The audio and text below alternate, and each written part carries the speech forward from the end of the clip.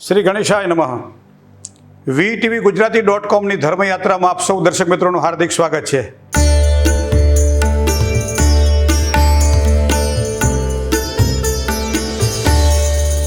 હું ડૉક્ટર મહેન્દ્ર પંડ્યા. મિત્રો, આજે વાત કરવી છે હનુમાનજી મહારાજની. મનોજવમ મારુતતુલ્ય વેગમ જીતેન્દ્રિયમ બુદ્ધિમતામ વરિષ્ઠમ વાતાત્મજમ વાનરયુથ મુખ્યમ શ્રીરામદૂતમ શરણમ પ્રપદ્યે. રામાયણમાંથી ભગવાન રામજીને તો લઈએ છીએ, પણ કદાચ હનુમાનજી મહારાજનું પણ ચરિત્ર એટલું જ દરેક યુવાનો માટે, બાળકો માટે, વૃદ્ધો માટે, નર નારીઓ માટે આહલાદક છે. એટલા માટે છે કે હનુમાનજી મહારાજને જો રામાયણમાંથી લઈ લેવામાં આવે તો કદાચ એ સત્વ આપણને ન મળે. બુદ્ધિમત્તામ વરિષ્ઠ ભગવાન શ્રી હનુમાનજી મહારાજ, સીતાજીએ જેને બિરુદ આપ્યું છે, એવા પરમ કૃપાળુ પરમાત્મા રામના સતત સેવક તરીકે જેની હાજરી આપણને શ્રી રામાયણમાં દેખાય છે. કોઈ પણ કામ જ્યારે કરતા હોઈએ ત્યારે વ્યક્તિના જીવનમાં એક ઉત્સાહ જોઈએ, શૌર્ય જોઈએ, અને શૌર્ય અને ઉત્સાહ હનુમાનજી મહારાજની પ્રેરણાથી પ્રાપ્ત થાય.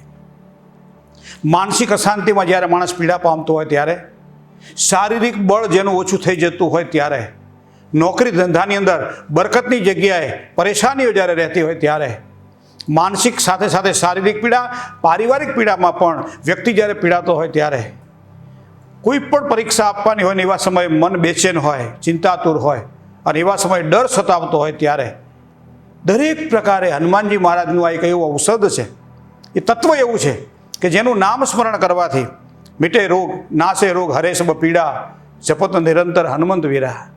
તો આવા હનુમાનજી મહારાજને યાદ કરવાના હોય ત્યારે શરૂઆત કિષ્કિંધા કાંડથી થાય છે કે સુગ્રીવ બે યુવાનોને જોવે છે અને ત્યારે પોતાના સચિવને કહે છે, અને સચિવ હતા હનુમાનજી મહારાજ, કે આ મનમેલા કોઈ માનવીને કોઈ વાલીએ મોકલે તો નહીં હોય.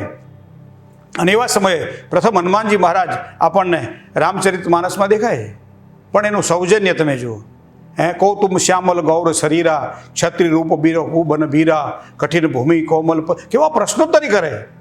કોઈ પણ વ્યક્તિને ઓળખાણ ન હોય અને છતાં એના પ્રત્યે સૌહાર્દતાનો ભાવ વ્યક્ત કરવો, એ હનુમાનજી મહારાજ પાસેથી શીખવા મળે. કોઈ પણ વ્યક્તિ પરાયો નથી, કોઈ પણ વ્યક્તિ પારકો નથી, કોઈ પણ વ્યક્તિ પોતાનો હોય તો પણ યોગ્ય અંતરથી કામ કરવું જોઈએ. યુવાનો માટે ખાસ હનુમાનજી એટલા માટે પ્રેરણાદાયક છે કે યુવાનોના રોમ રોમની અંદર હનુમાનજી મહારાજ પ્રગટ થયેલા આપણને જોવા મળે. એ ઉત્સાહ, એ શૌર્ય, એ ઉર્જા યુવાનોને હનુમાનજી મહારાજથી પ્રેરિત છે.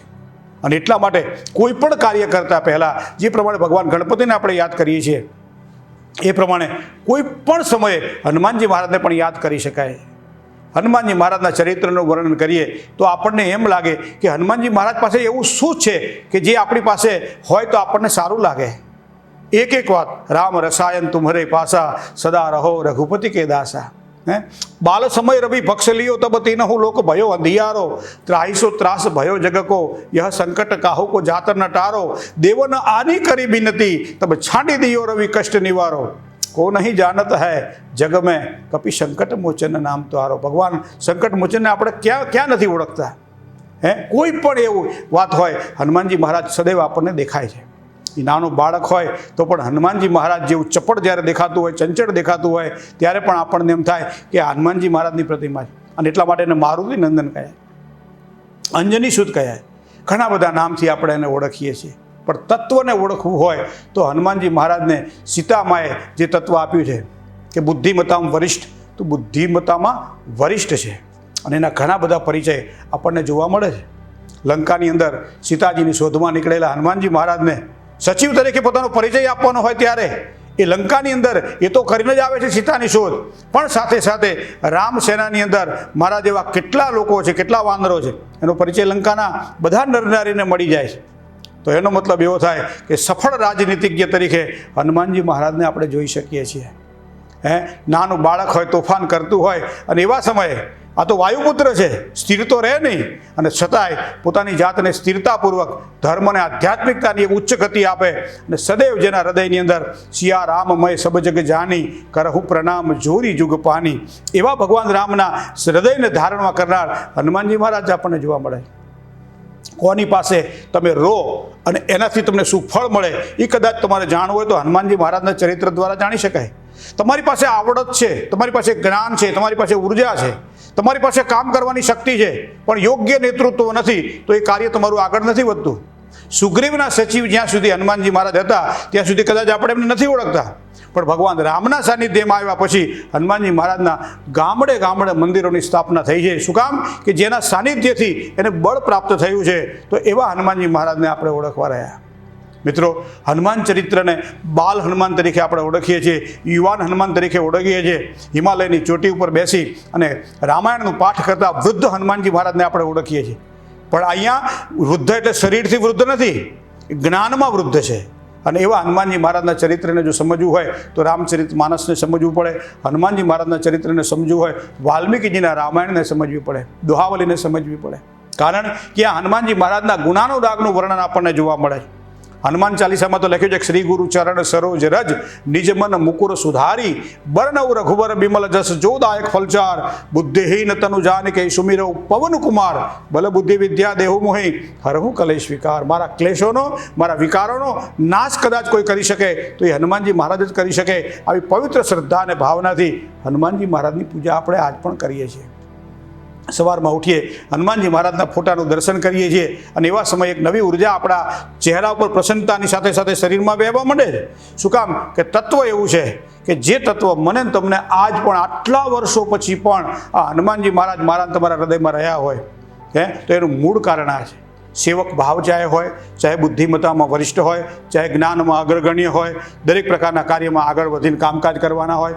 મનોજવમ મારુત તુલ્ય વેગમ જીતેન્દ્રિયમ બુદ્ધિમતામ વરિષ્ઠમ વાતાત્મજમ વાનર યુથ મુખ્યમ શ્રીરામદૂતમ શરણમ પ્રપદ્ય. એક જ શ્લોક છે પણ બધા જ હનુમાનજી મહારાજના ગુણ, ચાહે બાળકના ગુણ હોય, ચાહે યુવાના ગુણ હોય, ચાહે તરુણના ગુણ હોય, ચાહે પોકટ અવસ્થાના ગુણ હોય, ચાહે વૃદ્ધત્વના ગુણ હોય, એક જ શ્લોકની અંદર આપણને જોવા મળે છે.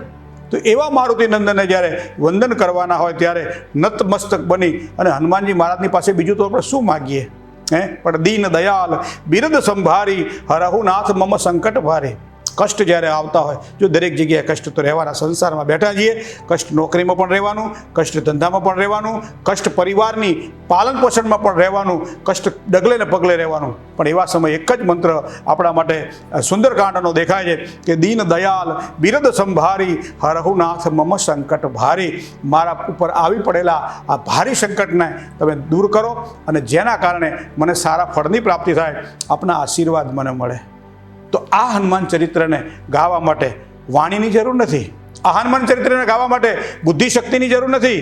આ હનુમાન ચરિત્રને ગાવા માટે ફક્ત અને ફક્ત શ્રદ્ધા અને ભક્તિની જરૂર છે.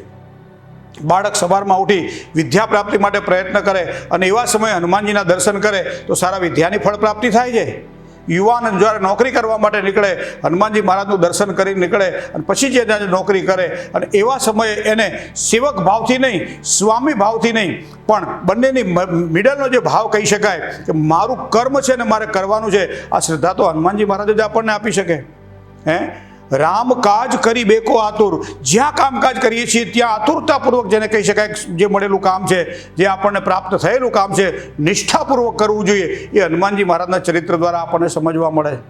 એ ચાહે ભક્તિની વાત હોય, ચાહે જ્ઞાનની વાત હોય, ચાહે આધ્યાત્મિકતાની વાત હોય, ચાહે પવિત્રતાની વાત હોય, દરેક પ્રકારે હનુમાનજીનું ચરિત્ર આપણા માટે આજ પણ એટલું જ કળિયુગની અંદર એમ કે આદર્શ જેને કહેવાય, સારા આદર્શ કહી શકાય, એ હનુમાનજી મહારાજ પાસેથી આપણને શીખવા મળે.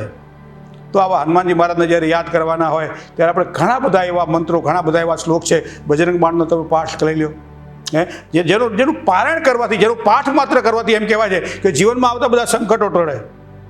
કો નહીં જાનત હૈ જગ મેં કપી સંકટ મોચન નામ તિહારો. ભગવાન હનુમાનજી મહારાજ તમે આમાં મંત્ર લઈ લો. તમે ઘણા બધા એવા મંત્રો હનુમાનજી મહારાજના છે કે જે તમે કંઠસ્થ કર્યા અને નિયમિત તમે જો એનું પારાયણ તમે કરો તો હનુમાનજી મહારાજની પ્રત્યક્ષ સાક્ષાત તમારી સન્મુખ છે એવી અનુભૂતિ થાય અને એ અનુભૂતિ દ્વારા હનુમાનજીના ચરિત્રને હૃદયમાં ઉતારવામાં આવે અને એના દ્વારા જીવનમાં કોઈ પણ પ્રકારના સંકટ, કોઈ પણ પ્રકારની સમસ્યાઓ એ હનુમાનજી મહારાજની કૃપાથી દૂર થાય.